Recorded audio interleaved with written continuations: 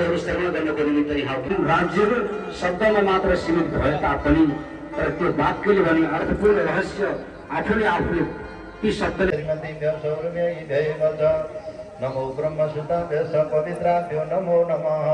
अब सिंहहरूमा पूजा गर्नु ब्रह्मा विष्णुभ्यम शृङ्गमूले अनि सिंहका टुप्पाहरूमा दुई सिंहका माझमा अनि निधारमा नाकका दुवै पलमा नाकमा कानमा आँखामा दाँतमा जिब्रामा हुङ्कारमा गलामा ओठमा सबै गाईहरूका अङ्गहरूमा पूजा गर्नु।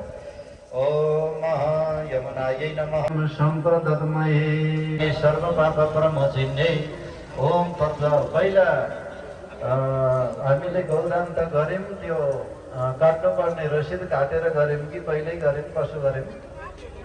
ए ल रसिद काटेर गरिएछ। अब गुरुजीले शान्ति गर्नुहुन्छ हो। दाम्लो फुकाएर उहाँ गुरुजीलाई राखिदिने अनि गुरुजीका हातमा लिफा दिने, त्यो लिफा फेरि गुरुजीका हातमा उहाँ गुरुजीले दिने। त्यो परिपाटी त्यहाँ मैले अहिले सिकाएको छु, त्यही अनुसार गर्नु नै छ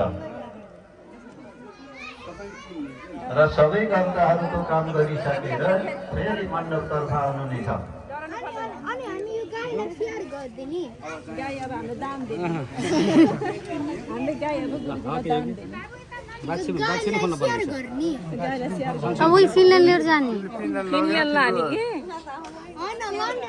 तिम्रो होनेमा राख्ने हो कि होला?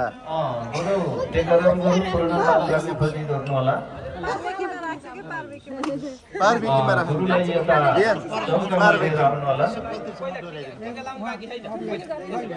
गुरुजीले दाम्लो हस्तान्तरण गर्दै हुनुहुन्छ।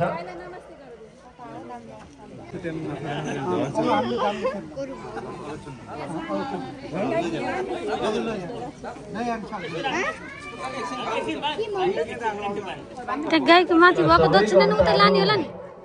त्यो दक्षिणा पात्र गर्नको लागि मन्दिरको परिसरमा आइदिनु होला, भित्र तलै राखौँ, वरिपरि राखौँ।